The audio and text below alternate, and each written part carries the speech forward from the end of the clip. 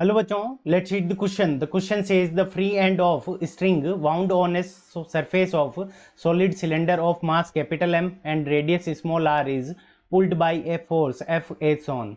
If there is a sufficient friction between cylinder and floor so that cylinder is able to roll without slipping, find the maximum angular acceleration that the cylinder can have without cylinder leaving contact with the surface. तो ये cylinder है और यहाँ पे ये surface है, तो surface के साथ में ये कॉन्टेक्ट इसका छूटना नहीं चाहिए। तो यहाँ पे इसके अंदर मैक्सिमम जो एंगुलर एक्सेलरेशन होगा उसकी वैल्यू फाइंड आउट करनी है।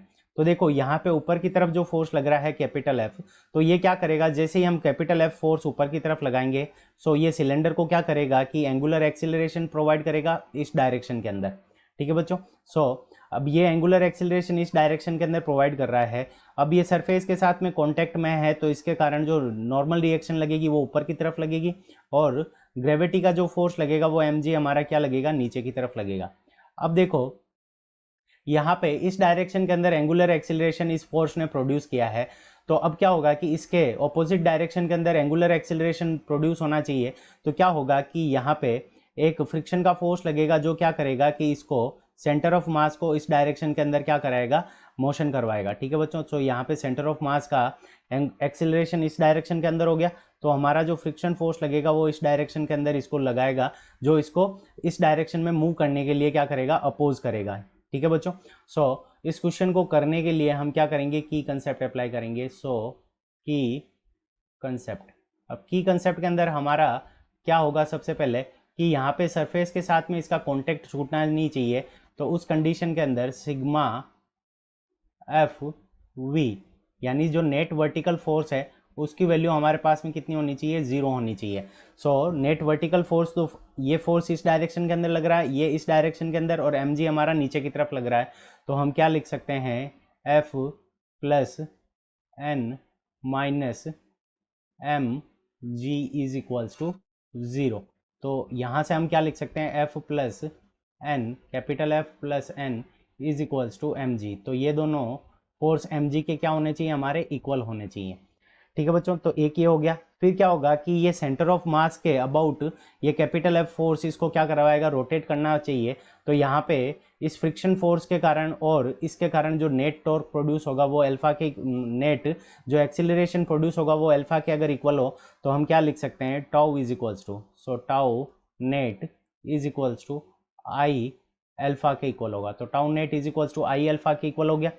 अब देखो टॉर्क को हम क्या लिख सकते हैं, torque tau is equals to F multi cross R, F cross R लिख सकते हैं टाउ को। यहाँ पे आर हमें कितनी गिवन है, स्मॉल आर के इक्वल गिवन है। तो देखो इसके कारण जो टॉर्क प्रोड्यूस होगा कैपिटल एफ के कारण, तो वो हो जाएगा capital F multiplied by R minus friction force के कारण जो टॉर्क प्रोड्यूस होगा वो क्या होगा, इसके ऑपोजिट डायरेक्शन के अंदर होगा, ऑपोजिट डायरेक्शन के अंदर। डायरेक्शन इसकी क्या होनी चाहिए, ऑपोजिट होनी चाहिए, तो ये इस डायरेक्शन के अंदर टॉर्क प्रोड्यूस होगा इस फ्रिक्शन फोर्स के कारण।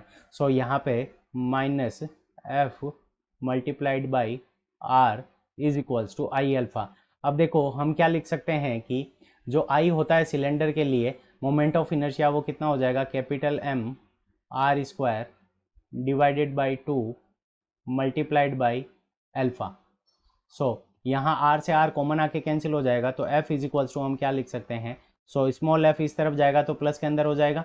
यहाँ से आ जाएगा हमारे पास में M R divided by 2, M R alpha divided by 2 plus small F हमारा क्या है, फ्रिक्शन फोर्स है।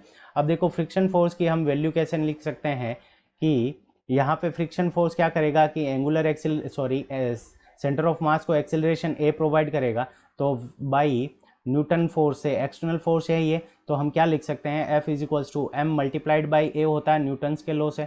तो फ्रिक्शन फोर्स की वैल्यू हमारे पास में कितनी आ जाएगी, कैपिटल एम हमें मास गिवन है, capital m multiplied by a, capital m multiplied by a, ये हमारे पास में क्या आ जाएगी, फ्रिक्शन फोर्स की वैल्यू आ जाएगी। और ए को हम क्या लिख सकते हैं, आर एल्फा लिख सकते हैं, तो यहाँ से हो जाएगा एम आर एल्फा। तो फ्रिक्शन फोर्स की वैल्यू हमारे पास में कितनी आ जाएगी, एम आर एल्फा के इक्वल आ जाएगी। तो यहाँ पे फ्रिक्शन फोर्स की जगह एम आर एल्फा लिखेंगे तो हमारे पास में जो फोर्स आ जाएगा F is equals to M R alpha divided by 2 plus M R alpha. तो यहाँ से हम लिख सकते हैं 3 M R 3m small are आएगा यहाँ पे 3m R alpha divided by 2, so 3m R alpha divided by 2, और ये हो गई हमारी। यहाँ पे हमारे पास में कैपिटल एफ की वैल्यू आ गई। अब हम क्या लिख सकते हैं कि जो नेट वर्टिकल फोर्स है वो क्या होना चाहिए, 0 के इक्वल होना चाहिए। अब हमें क्या दे रखा है कि cylinder without leaving the contact, अब मैक्सिमम एंगुलर एक्सेलरेशन निकालना है फॉर अल्फा मैक्स।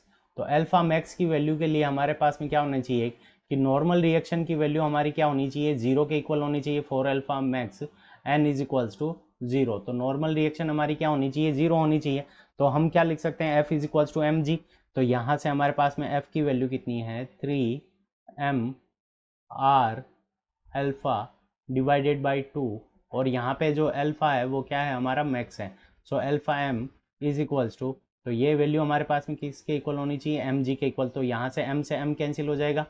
सो यहाँ से हम alpha max is equals to क्या लिख सकते हैं, so alpha max is equals to, alpha max is equals to, तो यहाँ पे हमारे पास में आ जाएगा 2g divided by 3r। So alpha maximum की वैल्यू कितनी आ जाएगी, 2g divided by 3r। So this is our correct answer. I hope you understood it well. Best of luck. Thank you.